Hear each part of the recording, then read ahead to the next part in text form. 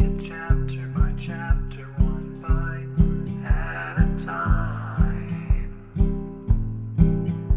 So many adventures and mountains we can climb.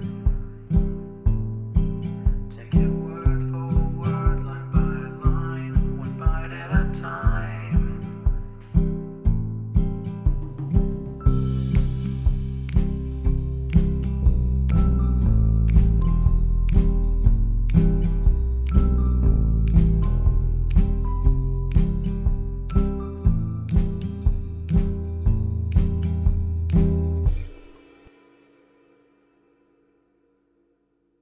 Welcome to Bite at a Time Books, where we read you your favorite classics one bite at a time. My name is Bree Carlile, and I love to read, and wanted to share my passion with listeners like you. If you want to know what's coming next and vote on upcoming books, sign up for our newsletter at biteatatimebooks.com. You'll also find our new t-shirts in the shop, including podcast shirts and quote shirts from your favorite classic novels. Be sure to follow my show on your favorite podcast platform so you get all the new episodes. You can find most of our links in the show notes. But also our website, biteatatimebooks.com, includes all of the links for our show, including to our Patreon to support the show, and YouTube, where we have special behind the narration of the episodes. We're part of the Bite at a Time Books Productions Network. If you'd also like to hear what inspired your favorite classic authors to write their novels, and what was going on in the world at the time, check out the Bite at a Time Books Behind the Story podcast, wherever you listen to podcasts. Please note, while we try to keep the text as close to the original as possible, some words have been changed to honor the marginalized communities who've identified the words as harmful, and to stay in alignment with Bite at a Time Books' brand values. Today we'll be continuing Adventures of Huckleberry Finn by Mark Twain. Chapter 24. Next day towards night, we laid up under a little willow towhead out in the middle, where there was a village on each side of the river, and the Duke and the King begun to lay out a plan for working them towns. Jim, he spoke to the Duke and said he hoped it wouldn't take but a few hours, because it got mighty heavy and tiresome to him when he had to lay all day in the wigwam tied with the rope. You see, when we left him all alone, we had to tie him, because if anybody happened onto him all by himself and not tied, it wouldn't look much like he was a runaway servant, you know. So the Duke said it was kind of hard to lay roped all day, and he'd cipher out some way to get around it. He was uncommon bright, the Duke was, and he soon struck it. He dressed Jim up in King Lear's outfit.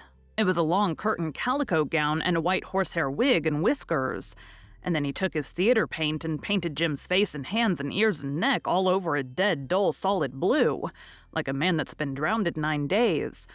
Blamed if he weren't the horriblest-looking outrage I ever see. And then the Duke took and wrote out a sign on a shingle so, "Sick Arab, but harmless when not out of his head." And he nailed that shingle to a lath, and stood the lath up 4 or 5 feet in front of the wigwam. Jim was satisfied.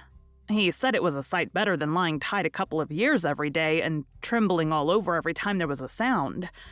The Duke told him to make himself free and easy, and if anybody ever come meddling around, he must hop out of the wigwam and carry on a little and fetch a howl or two like a wild beast, and he reckoned they would lie out and leave him alone, which was sound enough judgment, but you take the average man and he wouldn't wait for him to howl.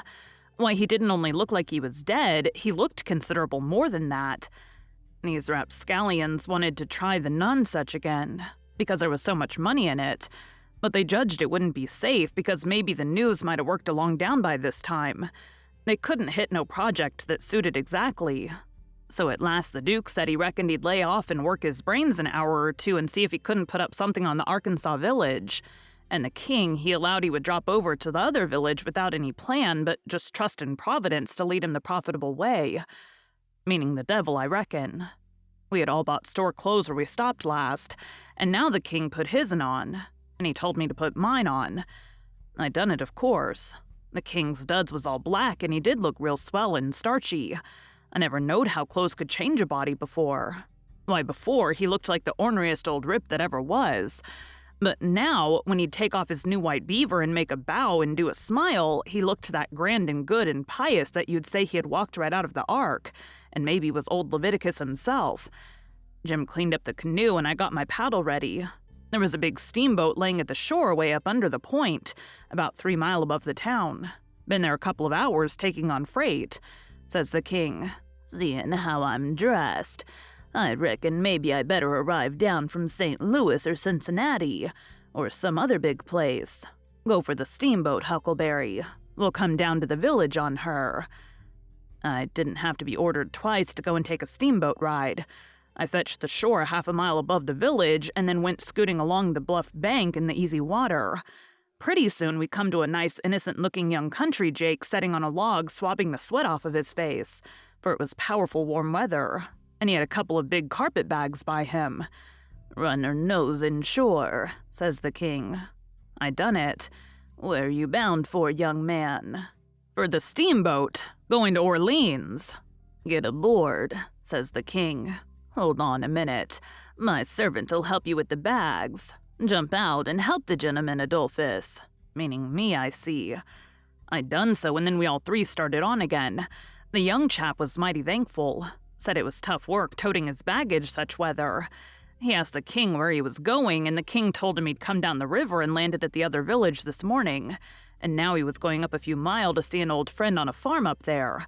The young fellow says, When I first see you, I says to myself, it's Mr. Wilkes, sure, and he come mighty near getting here in time. But then I says again, no, I reckon it ain't him, or else he wouldn't be paddling up the river. You ain't him, are you? No, my name's Blodgett. Alexander Blodgett. Reverend Alexander Blodgett. I suppose I must say as I'm one of the Lord's poor servants. But still, I'm just as able to be sorry for Mr. Wilkes for not arriving in time all the same, if he's missed anything by it, which I hope he hasn't. Well, he don't miss any property by it because he'll get that all right, but he's missed seeing his brother Peter die, which he mayn't mind. Nobody can tell as to that. But his brother would give anything in this world to see him before he died. Never talked about nothing else all these 3 weeks. Hadn't seen him since they was boys together, and hadn't ever seen his brother William at all. That's the deaf and dumb one. William ain't more than 30 or 35. Peter and George were the only ones that come out here. George was the married brother. Him and his wife both died last year. Harvey and William's the only ones that's left now. And as I was saying, they haven't got here in time. Did anybody send 'em word? Oh yes, a month or 2 ago when Peter was first took. Because Peter said then that he sort of felt like he weren't going to get well this time.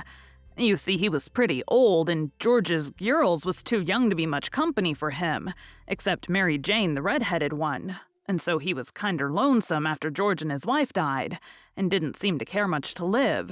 He most desperately wanted to see Harvey and William too, for that matter, because he was one of them kind that can't bear to make a will.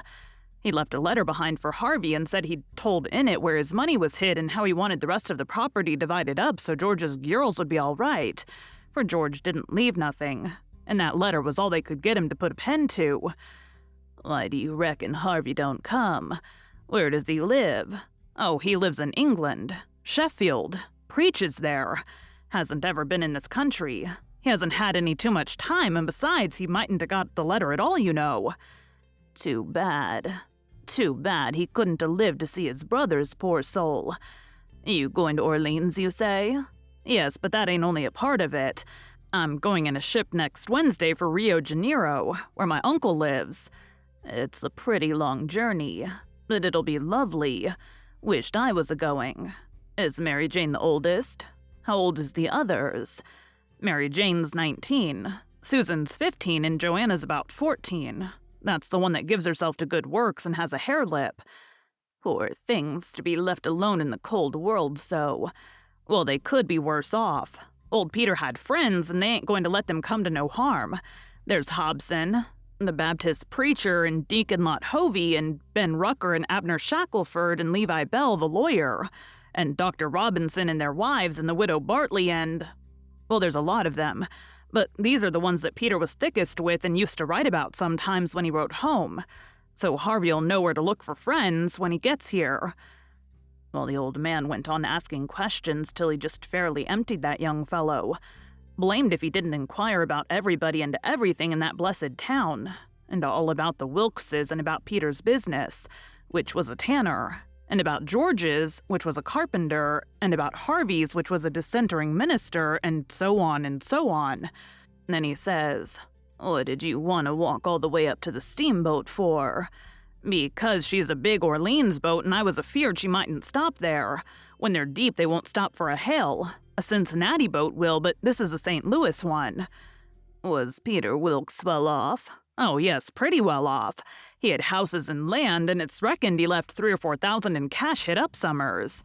"When did you say he died?" "I didn't say, but it was last night." "Funeral tomorrow, likely?" "Yes, about the middle of the day." "Well, it's all terrible sad, but we've all gotta go, one time or another. So what we want to do is to be prepared. Then we're all right." "Yes, sir, it's the best way. Ma used to always say that." When we struck the boat, she was about done loading, and pretty soon she got off. The king never said nothing about going aboard, so I lost my ride after all. When the boat was gone, the king made me paddle up another mile to a lonesome place, and then he got ashore and says, "Now hustle back right off and fetch the Duke up here in the new carpet bags. And if he's gone over the other side, go over there and get him. And tell him to get himself up regardless. Shove along now." I see what he was up to. But I never said nothing, of course. When I got back with the Duke, we hid the canoe and then they sat down on a log. And the king told him everything, just like the young fellow had said it. Every last word of it, and all the time he was doing it, he tried to talk like an Englishman. And he done it pretty well, too, for a slouch. I can't imitate him, and so I ain't going to try to. But he really done it pretty good. Then he says, "How are you on the deef and dumb, Bilgewater?" The Duke said leave him alone for that. Said he had played a deaf and dumb person on the histrionic boards. So then they waited for a steamboat. About the middle of the afternoon, a couple of little boats come along. But they didn't come from high enough up the river. But at last there was a big one, and they hailed her. She sent out her yawl, and we went aboard, and she was from Cincinnati. And when they found we only wanted to go 4 or 5 miles, they was booming mad and gave us a cussing and said they wouldn't land us. But the king was calm. He says, "If the gentlemen can afford to pay $1 a mile apiece to be took on and put off in a yawl, a steamboat can afford to carry 'em, can it?" So they softened down and said it was all right. And when we got to the village, they yawled us ashore. About 24 men flocked down when they see the yawl a-coming, and when the king says, "Can any of you gentlemen tell me where Mr. Peter Wilkes lives?" I gave a glance at one another and nodded their heads as much to say, "What did I tell you?" And then one of them says, kind of soft and gentle, "I'm sorry, sir, but the best we can do is to tell you where he did live yesterday evening." Sudden as winking, the ornery old creature went on to smash, and fell up against the man and put his chin on his shoulder and cried down his back and says, "Alas, alas, our poor brother gone, and we never get to see him. Oh, it's too hard." Then he turns around, blubbering, and makes a lot of idiotic signs to the Duke on his hands, and blamed if he didn't drop a carpet bag and bust out a-crying. If they weren't the beatenest lot, them 2 frauds that I ever struck. Well, the men gathered around and sympathized with them and said all sorts of kind things to them and carried their carpet bags up the hill for them and let them lean on them and cry and told the king all about his brother's last moments. And the king, he told it all over again on his hands to the Duke. And both of them took on about that dead tanner like they'd lost the 12 disciples. Well, if ever I struck anything like it, I'm a servant. It was enough to make a body ashamed of the human race. Thank you for joining Bite at a Time Books today, while we read a bite of one of your favorite classics. Again, my name is Bree Carlile, and I hope you come back tomorrow for the next bite of Adventures of Huckleberry Finn. Don't forget to sign up for our newsletter at biteatatimebooks.com and check out the shop. You can check out the show notes or our website, biteatatimebooks.com, for the rest of the links for our show. We'd love to hear from you on social media as well.